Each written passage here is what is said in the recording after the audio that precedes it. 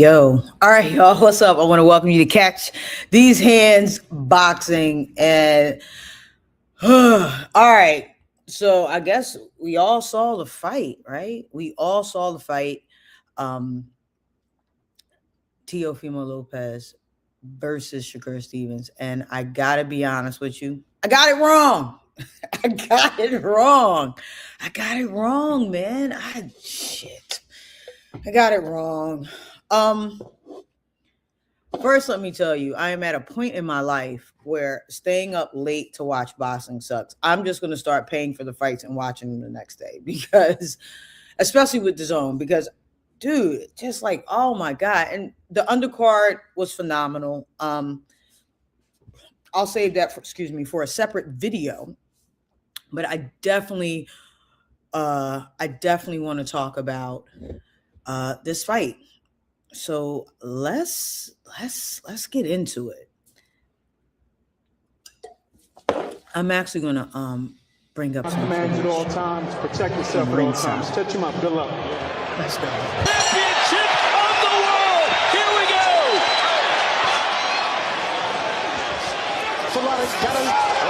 go. So right off the rip, I want to say I'm very aware that Shakur is like, he's a counterpuncher. He's a boxer. Now, I'll tell you what I thought was going to happen. So what I thought was going to happen was, honestly, he would get caught. I didn't think Teo would win and it would be a dominant performance, but I thought he was going to get caught. I thought he would be able to catch him. I expected Shakur to move a lot, or run, as they say. And those of you who know boxing, it's not that he runs. He honestly has really great footwork, and he knows how to move around the ring. He's very great at hitting and not getting hit. All right, so let's just, again, these are just highlights, but we can talk through this as we go. Let Shakur come to you as well, but right now Shakur doing just fine coming forward, going around the guard with that left hand. Your high 272 punches. That's obviously a push. So, yeah, that early thing was not a knockdown. He just kind of pushed him down. Teo was being aggressive. Now, the funny thing is, if he would have kept some of that aggression, might have been a different outcome. But you could see, especially rounds, I'd say by round 5, he realized, like, this wasn't going to be his night. But let's keep going. The reflexes are just too sharp, and normally if Teofimo with the reflexes and the front foot counterpunching, right now Shakur. Wide decision, the judges' scorecards. Good left-handed blow, nearly touched the canvas for a knockdown. And that caught Teofimo Lopez right on the belt line. Harvey Dock comes in and says, bring that up a little bit, but a good little box. It would be a humbling experience for any fighter, certainly for someone. Now, Teo is an experience. He is a super experienced. Let me change my screen. Sorry. He is a super experienced fighter. He looked like he'd never seen a southpaw in his life in this fight. He looked like he never saw a southpaw in his life. And it was evident. He was continually circling. I'll never say it's the wrong way, because I know there are like these general rules in boxing, but I'll never say it's the wrong way. But he probably should have moved the other way. He was constantly walking into things. And that was evident because he took a lot of damage over that left eye. It was just repeated, which, anyway, that's another story. Let's go. With the braggadocious style of Teofimo Lopez.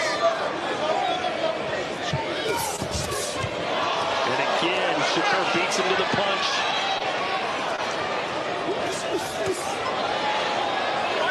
Lopez just has no answers. Zero. He's getting schooled. Teofimo Lopez is getting schooled.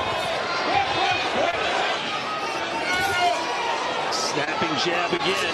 Cuts Lopez off at the pass. Although Lopez trying to go back down to the body. That's where he had some success a few rounds ago. So there's something to be said about being patient. Now, I know myself as a fighter, especially when I was younger, I was super impatient. Like, I was like, I want to hit you now. I want to get in there now. And sometimes the best offense, and we say this a lot, is a great defense. And because Shakur is a counterpuncher, because a lot of times I personally loathe counterpunchers because I want to trade. Like, I'm more of a brawler. I would personally like to trade, but it's just my boxing style. But when we talk about longevity in the sport, when we talk about being strategic, Shakur did a great job of waiting. He waited. He didn't jump the gun, and I did not give him enough credit for the speed of his jab. I didn't. I did not give him enough credit for the speed of his jab. His jab is fast. It is just direct, snappy. No, he wasn't like telegraphing, because a lot of guys still telegraphed it. Like, it was beautiful. I'm not a fan of his, not because I don't like him. I think he's an adorable kid with cute little dimples, but I'm not a fan of counterpunchers. They irk my soul. But when we talk about longevity, it makes sense. But let's keep going now. I will say they didn't highlight the rounds on here on Ring Magazine when they did this, but we'll talk through it. These are just highlights, which really get to my point beautifully. Going for the kills. Oh, snapping. Look, he snapped that head back. Look. Now lands a couple more. Snap that head back.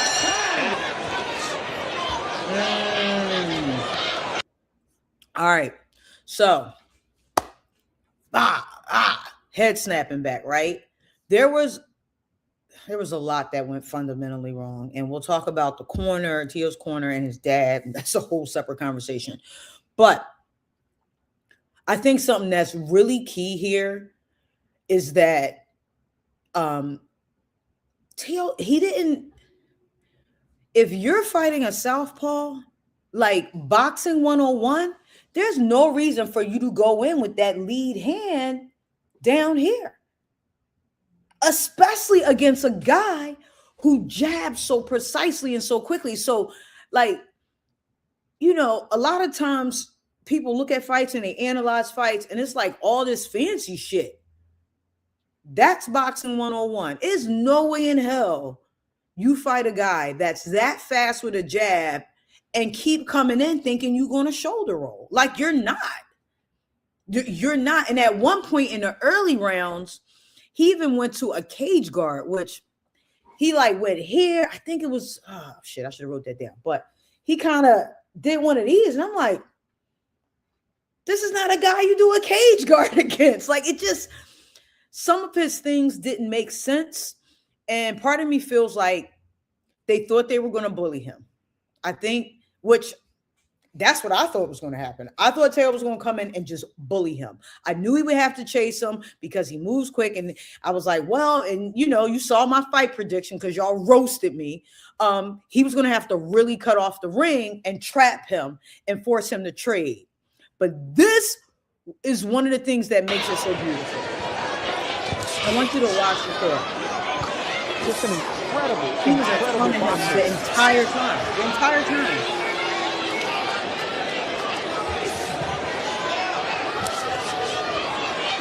Lopez still firing away, but punches hit.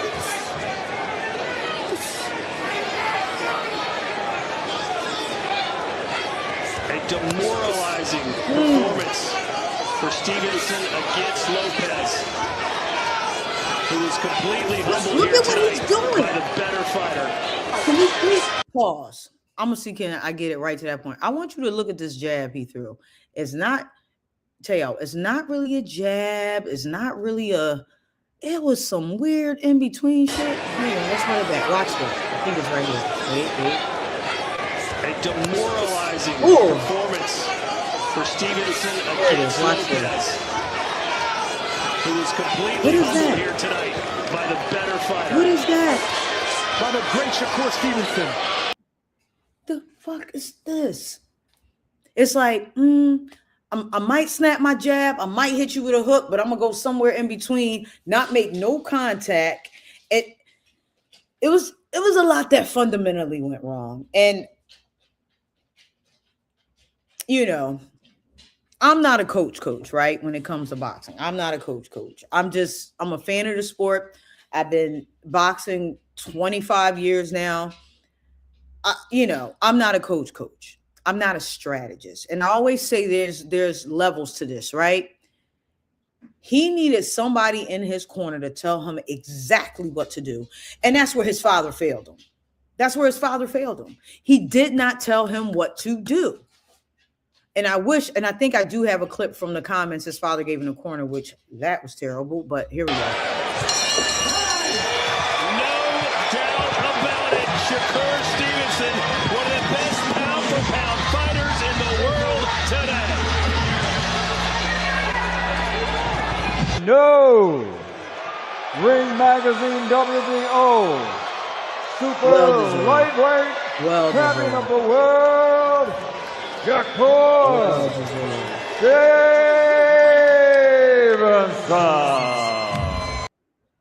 Now, there were comments about, there's been a lot of commentary. So one, comparing Shakur to Floyd Mayweather, which I get. He's a counterpuncher. He's a boxer. And I also remember that he spent a lot of time with Bud. So he has a really high ring IQ. And that was so evident in this fight. Again, Teo thought he was going to come in and bully. He thought, y'all saw me. I thought he was going to come in and bully. And he didn't. He wasn't able to do shit. It was actually, he looked like an amateur. Now, I know people are like, oh, he needs to retire. Because, boxing fans those fair weather boxing fans like, he needs to retire. No, he's still an amazing fighter. He got outclassed. He got outboxed. There were no adjustments made in the corner. There was no direct communication. He just, Teo's going back to the corner, and Pops is like, yeah, you know what you need to do? You're not doing what I tell you to do. Hit him harder. And I'm waiting for that instruction. Like, what is he going to tell him to do? Because there are a lot of ways to adjust. What adjustment was he going to give him? And every time he goes back to the corner, his dad is like, yeah, because you need to you need to punch harder. And I was like, what? Like, that was it? He's like, and then once we get to I believe we were kind of in either the end of the fifth, early sixth, when he makes a comment, he was like, you're going to hate yourself tomorrow. I'm like, what the? So let's talk about this. The difference between, we can take Kerr out the screen. There's a huge difference between coaches that understand coaching and boxing strategy and people who are just there to motivate you and support you and be your hype man. Everybody in the corner has a role, right? We got the water guy. We got the cut man. We got the actual coach. Now, who's giving you detailed strategy, who's saying to you, because when you're in there, sometimes there are people who have exceptional ring IQ. They can go in, they see what's coming, what's going, everything that's happening. They can adjust. They go back to the corner. The corner says, hey, you might want to move to your right. Or you can't throw that jab and not get your head off the line because he's coming back with something quickly. Like, none of this was happening in Teo's corner. Like, nothing. I'm not saying those are the corrections he needed, but he wasn't getting any corrections. So then, as the fight goes on, what happens, I call it the loop. I call it the fighter loop. It's when a fighter goes in and they don't know how to make corrections and the same shit keeps happening. So what kept happening? Teo goes in, lead hands low, and he was moving his head, But Shakur was a southpaw. So he kept moving into the line of fire. And his eye told the story. His eye told the story. So it's important, I think, and when you get to a certain level, that you get a coach who can give you strategy. Who can give you strategy. Because if they can't, you do need a motivator. You do need a hype man. I just think his father is at a point where he's not that guy anymore. And a lot of young fighters start with their fathers, and out of loyalty, they want to stay with their fathers and end with their fathers. But as their career advances, the competition gets more challenging, and you need to make adjustments. Your dad may not be that guy. And I'm not going to sit here and talk, shit on somebody's dad. But at this point, his dad may not be that guy. Doesn't mean he's still not a part of the coaching staff, but he needs somebody to give him adjustments, and he got none of those. And it cost him the fight, which also goes to tell me, because of what we heard in the corner, that means there was no preparation. They thought they were just going to come in and dog walk him. And I thought he was going to come in and dog walk Shakur. I thought Taylor was going to come in and dog walk Shakur too. I did. And everybody's like, Diva, you crazy. Sometimes counterpunchers are not, sometimes those fights are boring to me and to a lot of people. And, this is some of the same comments that Floyd Mayweather used to get. But it's about longevity. It's about still having your rocks at the end of the day and not having your rocks rattled so much that you don't know which way is up. I think we're entering an era in boxing where the guys are boxing. They're not just trying to stand there and slug it out. And believe me, I love a slugfest, but they want longevity. They want to be able to play with their kids. They want to have something left. So that's really something to think about. Overall, the fight was definitely a 10 out of 10. I was disappointed in Teo's performance, but I don't blame him. Boxing is an interesting sport because it takes a team of people to kind of help make you great. But once you get in, you're executing a plan, and it was clear there wasn't really a plan. So I think his coaching staff let him down, and they needed to be real with him and say, hey, we need to look out for X, Y, and Z. And just by his defense and the way he was moving, that told me there was no plan. There was no plan. So here we are.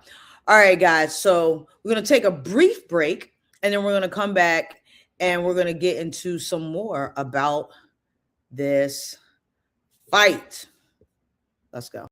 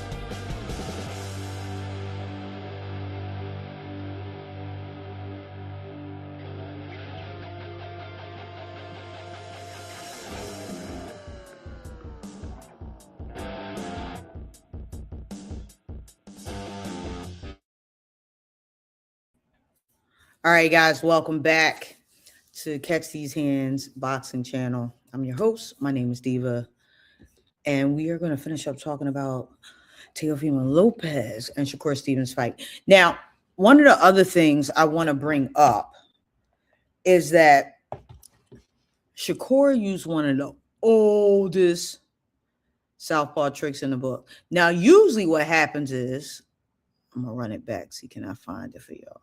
Usually what happens is the orthodox fighter does this, and you do it to kind of keep the opponent still, so they're not moving so much on you, since you guys are facing the same direction. Let's run it back. So pause. So if you look, Teo tried to do it, but he wasn't. He was just, so everybody knows when you fight softball, you want to keep your opponent still. I'm see, can I get a good angle of this? So what you do is you step on the lead foot. You literally step on the lead foot. And I believe it happens right in here somewhere. Yeah, let's run it from here and see what happens. Cuts Lopez off at the pass. But you step on that lead foot. Down to the body. That's where he had some success a few rounds ago. Now, Going for the kills. Oh, snapping. Shakur did a great job Lands a couple more. of stepping on that lead foot. He just did it there. Hold on. Let's run it back a little bit. So you step on that lead Hey, the foot. glove nearly touched the canvas. Watch it again. Every time Teofimo Lopez right on the belt line. Harvey Dock comes in. Shakur started to come for it, he ran it on him. But see, this, look, can we please talk about why, if you getting tagged on the same side every time, why? Oh, look, see how he's flipping himself. Beats him to the punch. Yep, Shakur gets his foot on his foot first. Now Teo got it there, but he did it and tried to pivot out. He didn't. Okay, so so much went crazy with this. So a couple of things. We're gonna pull this out. We don't need this up right now. Back to what I was saying. You can't, that lead one, there's no way in hell. Let's be real. When he went back to his corner, they didn't even say to him, keep your hands up. I don't think I heard that once. I was half asleep because it was a late night, but nobody even told him to keep his hands up. And that left eye and the left side of his face took a beating because he didn't. Now, from the beginning, I remember from the first round when Shakur came out, he was on his lead foot. Bro wasn't moving, and he was using that opportunity to catch him every time. Now, as the fight went on, Teo was like, oh, let me get on top of his foot first so I can control the narrative. But it was a little too late, and then he would do it but not do nothing with it. He would like do it and try and like pivot out but not throw anything. And at this point, we're talking about him clearly behind on the card in terms of actual punches thrown and connected punches. So, I mean, if you're going to do something like that, at that point, you need to make sure you're connecting punches and throwing punches. Now, the do-over would be this. I don't think, and I talked about this a little bit earlier, that, the fair weather boxing fans were like, Teo's done. He's not done. He needs a different coach. That's all. He's a great fighter. He needs a different coach. And every boxer goes through that. This is his moment. Shakur, I mean, again, it was a masterclass. It was a boxing masterclass. And he proved me wrong, and I think most people wrong, because we're like, oh, Shakur be running around the ring. And it's not that he's running around the ring. Again, great footwork, and he moves. He's not standing there to be your punching bag. But this was interesting because he stood there. He was toe-to-toe. Toe-to-toe the whole time. He was toe-to-toe the entire time. Like, this was his fuck y'all fight. Like, you can't say to him, now nobody can say he ran. And it's, again, not that he's running. He just likes to stay on the move. Nobody can say he ran. Nobody can say he ran. He was toe-to-toe, out-punched him. Punch count was higher. Connection was higher. And the wild part is that damage is from the jab. And I've always had coaches say to me, like, people underestimate the power of the jab. Like, yes, we have all these punch options, but let's be real. If you can beat a guy with just your jab, you don't have to do the other stuff. So, I don't know. It's a lot to take from this fight, but I got to know, what are your thoughts on this fight? What did you see? What do you think? What do you think is next for Shakur Stevens? And what do you think is next for T.O.?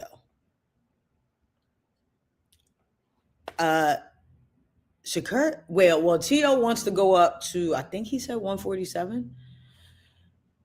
Again, I think that's great. He has to get a different coach. Next, if I was Shakur, I would chill. I wouldn't rush to do anything. Now, I do believe a lot of these young guys are about perfect records. Like, everybody wants to be Floyd in that capacity, and now Bud in that capacity, where you have a lot of wins and no losses. I think as the fights get more and more interesting and we get better and better matchups, we need to start to see some of these top guys lose, because we should be getting the best fighting the best. So, all right, what are your thoughts on this fight? Thank you for tuning into the channel. I appreciate you guys. Love you, respect you. And as always, if anybody talk junk to you, tell them they can catch these hands. Let's go.